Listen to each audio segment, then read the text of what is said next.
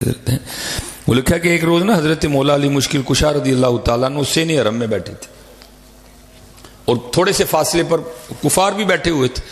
یہ تو بعد میں آیا نا، یا ایھا الذین آمنوا انما المشرکون نجس فی المسجد الحرام، یہ تو بعد میں آیا، پابندی لگا دی گئی بھائی کوئی نجس بھی نہیں داخل ہو سکے گا حدود حرم میں۔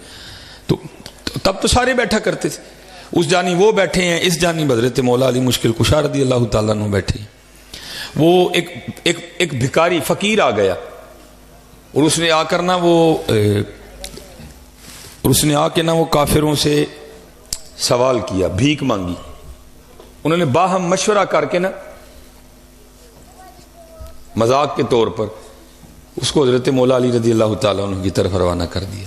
کہتا ہے وہ جو سامنے بیٹھے ہیں نا ان کے پاس جا بڑھا دیتے ہیں، کیونکہ وہاں تو فقر تھا حضرت۔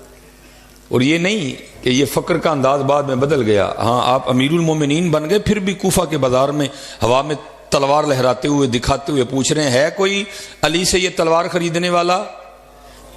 اگر علی کے پاس اپنا تہبند خریدنے کے پیسے ہوتے تو علی کبھی یہ تلوار نہ بیچتا حضرت ہے۔ وہاں تو فقیری تھی حضرت، وہاں تو فقر تھا حضرت ہے۔ وہ لکھا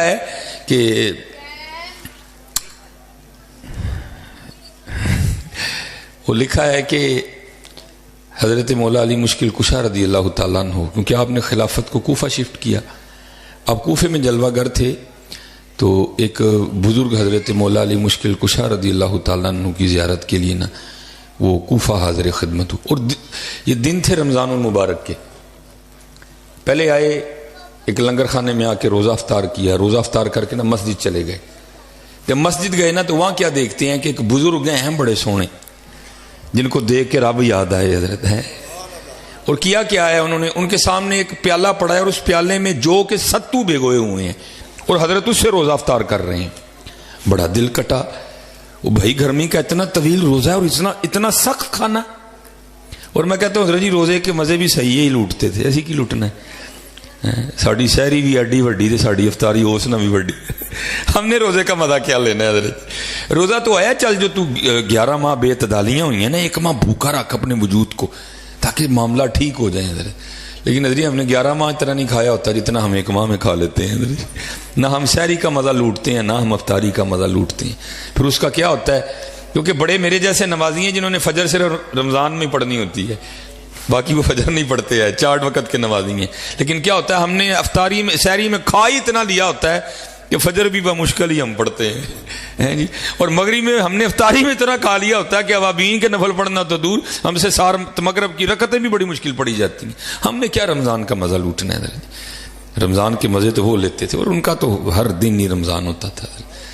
وہ اسے راہ نہیں گیا، وہ ان بزرگوں کی خدمت میں حاضر ہوا اور آ کر عرض کرتا ہے حضرت سارے دن کا روزہ اور اتنا سخت کھانا؟ تو وہ بزرگ کہتے ہیں مجھے انہوں نے آگے سے جواب دیا، وہ کہتے ہیں میں نے دنیا کو 3 طلاقیں دے دی ہیں اور میں اللہ کی رضا پہ راضی ہوں۔ کہتے ہیں میں نے ان سے کہا حضور کولی ایک امیر دا لنگر کھانا ہے، چلو تھے۔ کہتے ہیں وہ آگے سے کہنے لگے نہیں میں نے نہیں جانا۔ کہتے مجھے محبت ہو گئی ان سے، مجھ سے نہیں رہ گیا۔ کہتے میں خود ہی لنگر کھانے چلا گیا اور وہاں جا کے نا میں نے لوگوں سے پوچھا جی اس لنگر خانے کے انچارج کون ہے؟ انہوں نے ایک نوجوان کی طرف اشارہ کیا، فرماتے ہیں وہ بھی بڑے سونے۔ کہتے میں ان کی بارگاہ میں حاضر ہوا اور جا کر عرض کی حضرت آپ کا اتنا بڑا لنگر خانہ ہے، ماشاءاللہ نواؤ اقسام کے کھانے پکے ہیں، دنیا کھا رہی ہے۔ یہ پاس ہی مسجد میں نا ایک بڑے سونے سے بزرگ بیٹھے ہیں اور ان کے سامنے پیالے میں جو کہ ستو بھگوئے ہوئے ہیں وہ اس سے روزہ کھول رہے ہیں۔ میں نے ان کو دعوت دی آپ کے لنگر خانے میں آنے کی، لیکن وہ کہتے ہیں جی میں نے دنیا کو 3 طلاقیں دے دی ہیں اور میں اللہ کی رضا پہ راضی ہوں۔ وہ تابعی کہتے ہیں مجھے جو نوجوان تھے انہوں نے پوچھا تو کون ہے؟ کہتے ہیں میں نے اپنا تعارف کروایا۔ فرمانے لگے یہاں کیا کرنے آیا ہے؟ کہتے میں نے عرض کی میں حضرت مولا علی مشکل کشا رضی اللہ تعالیٰ عنہ کی زیارت کرنے آیا ہوں۔ فرمانے لگے تو نے اس سے پہلے حضرت مولا علی رضی اللہ تعالیٰ عنہ کو دیکھا ہے؟ وہ کہتے ہیں نہیں۔ تو وہ نوجوان رو پڑے، وہ فرمانے لگے جن کو جو کہ ستو کھاتا چھوڑ کے ہے وہ حضرت مولا علی ہیں، وہ حضرت مولا علی ہیں، اور میں ان کا بیٹا حسن ہوں، یہ لنگر خانہ انہی کا ہی ہے۔ یہ عشق کے رنگ ہے حضرت، یہ عشق کے رنگ ہے۔